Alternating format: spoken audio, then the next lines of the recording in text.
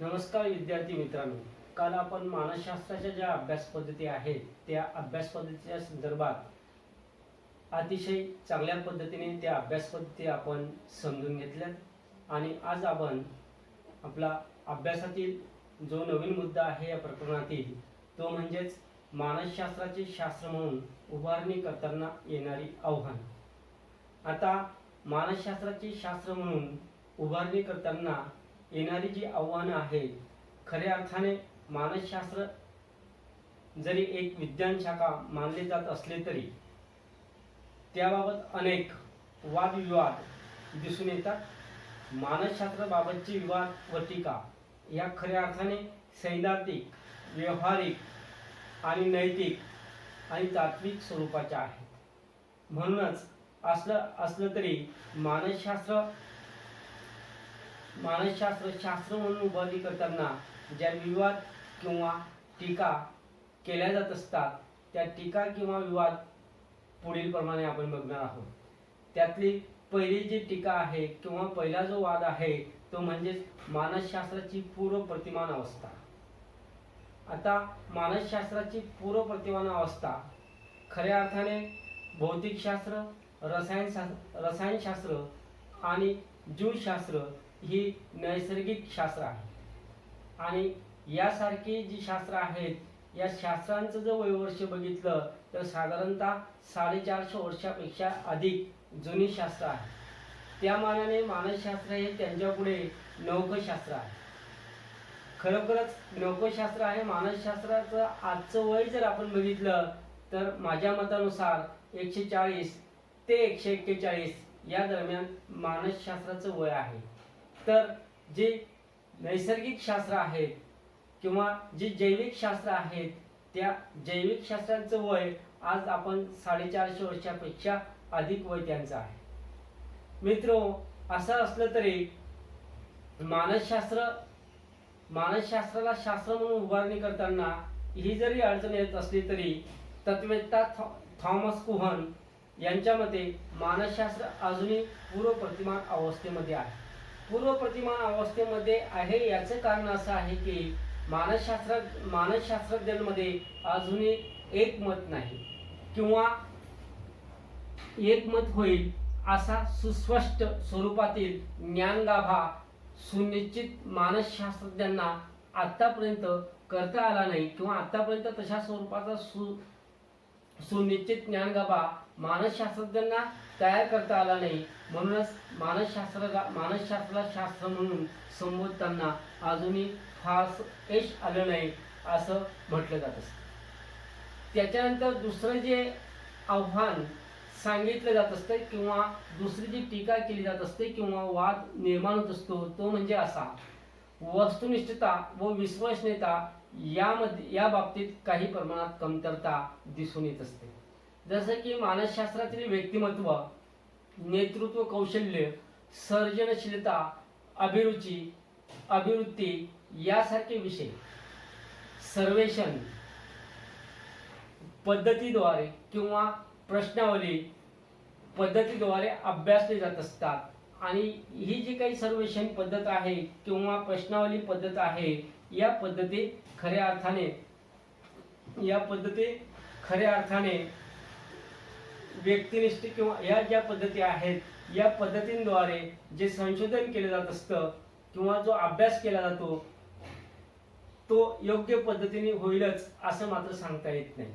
त्याचबरोबर मानसशास्त्रामध्ये वापरली जाणारी ज्या काही पद्धती आहेत त्याच्यामध्ये आत्मनिरीक्षण पद्धती आहे, मनोविश्लेषण पद्धती आहे. यासारख्या वापरल्या जाणाऱ्या ज्या पद्धती आहेत या पद्धती व्यक्तिनिष्ठ पद्धती म्हणून ओळखल्या जात असतात आणि या पद्धतींद्वारे जे काही निष्कर्ष असतात ते निष्कर्ष वस्तुनिष्ठ किंवा विश्वसनीय असतीलच असं मात्र सांगता येत नाही. त्यामुळेच ही एक कमतरता प्रामुख्याने मानसशास्त्राची शास्त्र म्हणून उभारणी करताना ही एक महत्त्वपूर्ण अडचण निर्माण होत असते. त्याच्यानंतर तिसरं जे वैशिष्ट्य सांगितलं जात असतं ते म्हणजे पूर्वकथन व प्रचिती या बाबतीत काही प्रमाणात कमतरता आपल्याला दिसून येत असते. खऱ्या अर्थाने मानसशास्त्राचा मुख्य ध्येय जे आहे ते म्हणजेच वर्तनाचे कारण शोधून वर्तनाचे पूर्वकथन करणे ही मानसशास्त्राचे एक महत्त्वाचे ध्येय आहे. आणि यामध्ये प्रत्यक्षात मानवी वर्तनाचा अभ्यास करताना अतिशय अवघड आणि गुंतागुंतीचा आहे. मात्र मानव प्राणी जो आहे तो वेगवेगळ्या परिस्थितीत वेगवेगळ्या प्रकारचं वर्तन करीत असतो आणि अशा प्रकारच्या वर्तनाचं निरीक्षण करून त्या बाबतीत पूर्वकथन करणं अतिशय अवघड बनून जात असतं.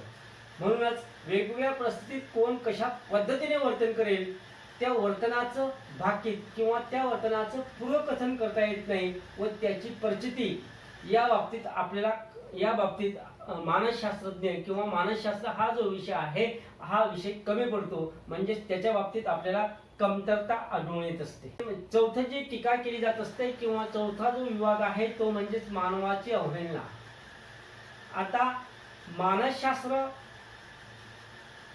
विषयातीलच काही अस्तित्ववादी आणि मानवतावादी मानसशास्त्रज्ञ अशी टीका करतात की मानसशास्त्रीय जे प्रयोग आहेत ते प्रयोग मानवावर केले जात असतात आणि मानवावर केले जाणारे जे प्रयोग असतात त्यामुळेच मानव जो आहे तो मानव निर्जीव आहे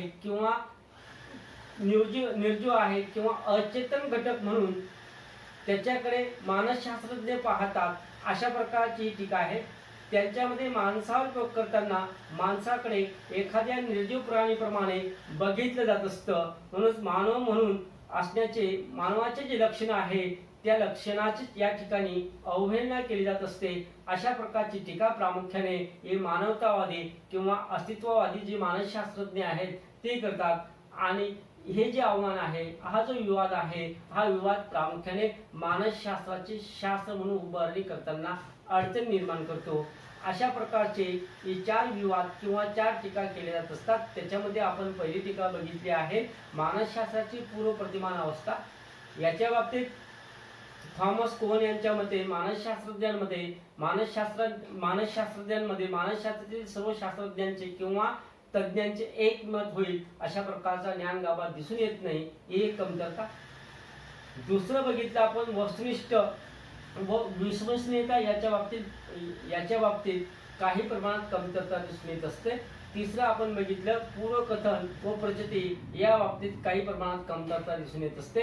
आणि चौथं जे आव्हान आहे किंवा जी टीका आहे ती म्हणजेच मानवाची अवहेलना हे एक टीका स्पष्ट केली जात असते. अशा पद्धतीने मानसशास्त्राला शास्त्र म्हणून उभारणी करताना ही आव्हाने येत असतात. त्या आव्हानांकडे लक्ष दिलं तर प्रामुख्याने मानसशास्त्राला शास्त्र म्हणून दर्जा प्राप्त करून देता येत असते. तर्कसंगतीचे महत्त्व. आता तर्कसंगतीच्या बाबतीत विविध मानसशास्त्रज्ञांनी संशोधन केलेलं आहे आणि त्या मानसशास्त्रज्ञांमध्ये स्टोनोव्हिच आणि त्याचे जे सहकारी आहेत यांनी तर्कसंगती बाबतीत विचार मांडताना असे स्पष्ट केले आहे की तर्कसंगतीमध्ये अनुकूल तर्क करणे आणि योग्य निर्णय क्षमतेचा समावेश होतो. तर स्टर्नबर्ग आणि त्यांचे सहकारी यांनी व्यावहारिक बुद्धीबाबत बोलताना असे म्हणतात की आपल्या ध्येयाशी सुसंगत असणाऱ्या नैसर्गिक परिस्थितीमध्ये योग्य प्रकारे वागण्याची क्षमता म्हणजे व्यावहारिक बुद्धी. अशा बाबतीत तर्कसंगती बाबतीत ही मानसशास्त्रज्ञ त्यांचे विचार मांडत असतात. आणि तर्कसंगती बाबतीत जे महत्त्वाचं संशोधन आहे ते संशोधन म्हणजे डॉक्टर अल्बर्ट एलिस यांनी भावनिक तर्कसंगत उपचार पद्धती मांडली आहे. आणि ही जी उपचार पद्धती आहे ही उपचार पद्धती मानसशास्त्राची समंत्रणा मानसशास्त्र या शास्त्रातील एक महत्त्वपूर्ण उपचार पद्धती आहे. त्यांनी तार्किक जीवनाची मूल्ये सांगितली आहेत. त्यांच्या मते तर्कसंगत विचार करणारे लोक हे मानसशास्त्रीय दृष्ट्या निरोगी असतात असं त्यांचं मत आहे. आणि त्यांच्यामध्ये पुढील काही वैशिष्ट्ये दिसून येत असतात. म्हणजेच याचा अर्थ असा की तर्कसंगत विचार करणारे जे लोक असतात ते मानसशास्त्रीय दृष्टिकोनातून निरोगी असतात. आणि या निरोगी लोकांचं म्हणजे ते निरोगी लोक तर्कसंगत विचार करत असतात आणि तर्कसंगत विचार करणारी लोकांची जी काही वैशिष्ट्ये आहेत ती वैशिष्ट्ये या अल्बर्ट एलिस या मानसशास्त्रज्ञांनी मांडलेली आहे. त्याच्यामध्ये पहिलं वैशिष्ट्य ते सांगतात सो आवड आणि सामाजिक आवड समजून घेणं. कारण तर्कसंगत भावनिक उपचार पद्धतीनुसार सो आवडी सांभाळा आणि इतरांच्या आवडी ओळखा हे तर्कसंगत भावनिक उपचार पद्धतीचं जणू काय एक ब्रीद वाक्यच आहे. आणि तर्कसंगतीचे विचार करणारे लोक स्वतःसाठी चांगले काय ते समजू शकतात, अयोग्य काय तेही समजू शकतात. म्हणजेच याचाच अर्थ असा की तर्कसंगत विचार करणारे जे लोक आहेत ती लोक इष्ट अनिष्ट चांगलं वाईट या बाबतीत ते विचार करू शकतात आणि कशामुळे त्यांचा विकास होऊ शकतो हे ते चांगल्या पद्धतीने जाणतात. त्या निर्णयाची जबाबदारी ते स्वतः स्वीकारतात व त्याच वेळी इतर व्यक्तीचे अधिकार दुर्लक्षित केले जाणार नाही याची जाणीवही त्यांना असते. म्हणजे तर्कसंगत विचार करणाऱ्या लोकांचं पहिले जे वैशिष्ट्य सांगितलं जात असतं ते म्हणजे सो आवड आणि सामाजिक आवड समजून घेणे. दुसरं वैशिष्ट्य सांगितलं जात असतं ते म्हणजे स्वनिर्देश. तर्कसंगत विचार करणारे लोक स्वतःच्या जीवनाची जबाबदारी स्वतः प्रामाणिकपणे उचलतात आणि इतरांकडून अतिरेकी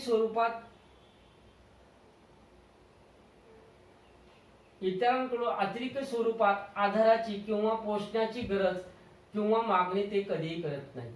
कारण काय आहे ते स्वनिर्देश हे महत्वाचं वैशिष्ट्य त्याच्यामध्ये असतं. त्याच्या तर्कसंगत विचार करणारी ही लोक स्वतःच्या ज्या क्षमता असतात त्या क्षमता ओळखून असतात आणि ओळखून असल्यामुळे साहजिकच ते आपल्या क्षमतेपेक्षा इतरांकडून जास्त अपेक्षा करत नाहीत किंवा मागणीही करत नाहीत. कारण स्वनिर्देश हे वैशिष्ट्य त्यांच्यामध्ये आढळतं. तिसरं जे वैशिष्ट्य सांगितलं जातं ते म्हणजे सहनशीलता.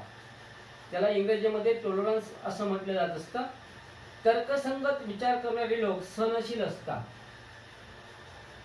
स्वतःपेक्षा वेगळे असणारे इतरांचे वर्तन श्रद्धा मान्य करण्याची जबाबदारी ते उचलतात.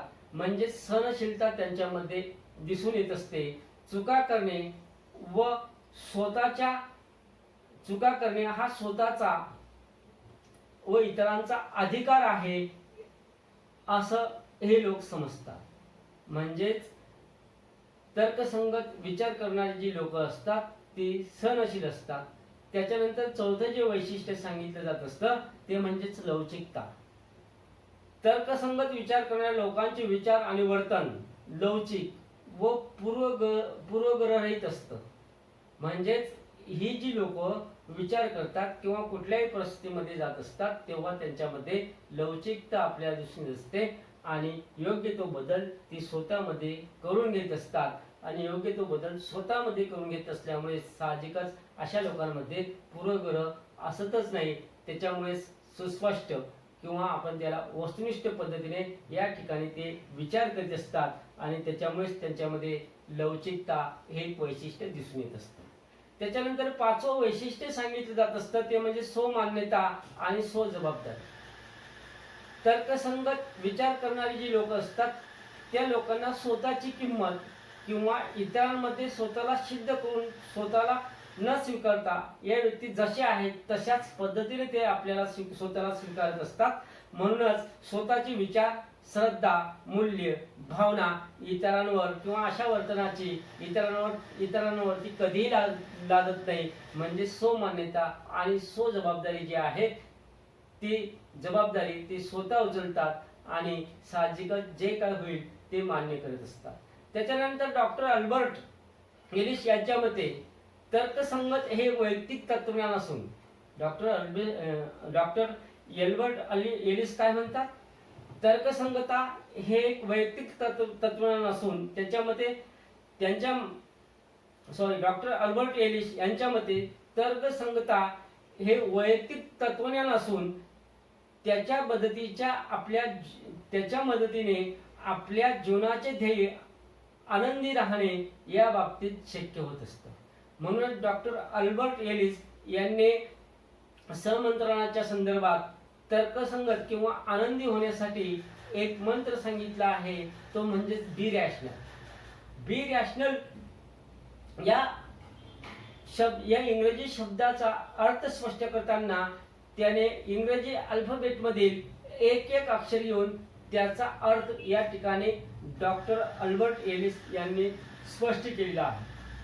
त्यांच्या मते बी म्हणजेच बॅलन्स, संतुलन, त्याला मराठीमध्ये म्हणतात.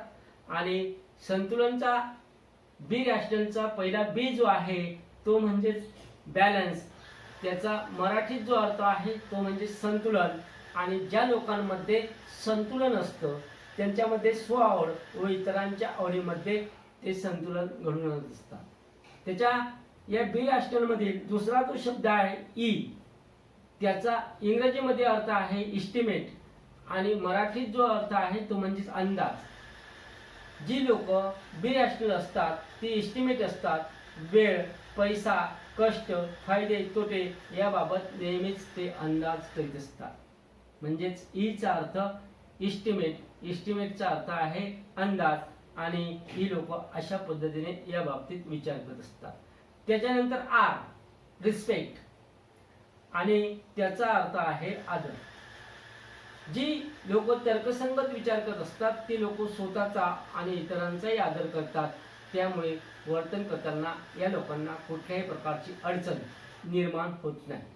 त्याच्यानंतर जो अर्थ, त्याच्यानंतर ए, याचा इंग्रजीमध्ये ॲफिलेट आणि मराठीमध्ये संलग्नता.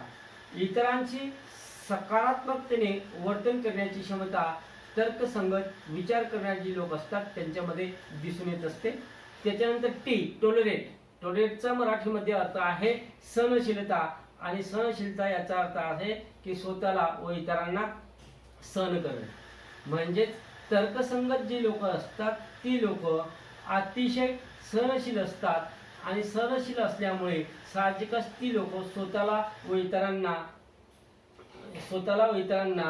सहन करत असतात आणि त्याच्यामुळेच ते जीवनामध्ये यशस्वी होत असतात. त्याच्यानंतर जो अर्थ आय दिला आहे इंट्रिकेट, याचा अर्थ मिसळणे. आणि जे तर्कसंगत विचार करणारे लोक असतात ते वैयक्तिक आनंद व सामाजिक आनंद यांचा मिलाप सहज पद्धतीने घडून आणत असतात. कुठल्याही परिस्थितीमध्ये जेव्हा जात असतात तेव्हा तर्कसंगत विचार करणारे लोक आनंद देत असतात, स्वतःही आनंदी राहत असतात आणि दुसऱ्यालाही आनंद देत असतात. म्हणजेच या दोन्ही गोष्टींचा मिलाप ते घडून आणत असतात. त्याच्यानंतर ओ, ऑप्टिमाइज, वाढवणे. त्याचा मराठीमध्ये अर्थ आहे वाढवणे. ऑप्टिमाइजचा अर्थ असा आहे की स्वतःच्या क्षमता पूर्णत्वापर्यंत वाढवणे.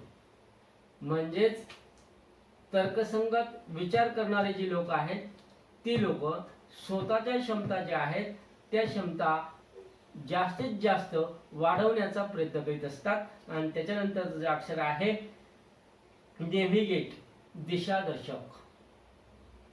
याचा अर्थ आहे दिशादर्शक. यशस्वी होण्याची दिशा निश्चितपणे ते ठरवत असतात आणि त्याच्यामुळे जीवनामध्ये अशा लोकांना यश प्राप्त होत असतं. आणि त्याच्यानंतर ॲक्सेप्ट, स्वीकार आणि खऱ्या अर्थाने स्वतःच्या मर्यादांचा स्वीकार व त्यातून बाहेर पडण्याचं ज्ञान देखील त्यांना असतं. त्याच्यामुळेच त्यांना जीवनामध्ये वावरत असताना सहजपणे यश मिळत असतं. त्याच्यानंतर लाईव्ह, तुम्हाला माहितीच आहे की याचा अर्थ जगणे आणि जीवन समृद्ध पद्धतीने जगण्याचं या लोकांना माहिती असतं. जी लोक तर्कसंगत पद्धतीने विचार करतात ती लोक जीवन पूर्णपणे जगत असतात आणि जीवनाचा आनंद घेत असतात. अशा पद्धतीने डॉक्टर अल्बर्ट एलिस यांनी बी रॅशनल याचा अर्थ स्पष्ट केलेला आहे. हे प्रकरण या ठिकाणी आपलं संपलेलं आहे. आपल्याला उद्या या प्रकरणाच्या संदर्भात जे काही प्रश्न आहेत त्या प्रश्नांचा विचार आपल्याला करायचा आहे.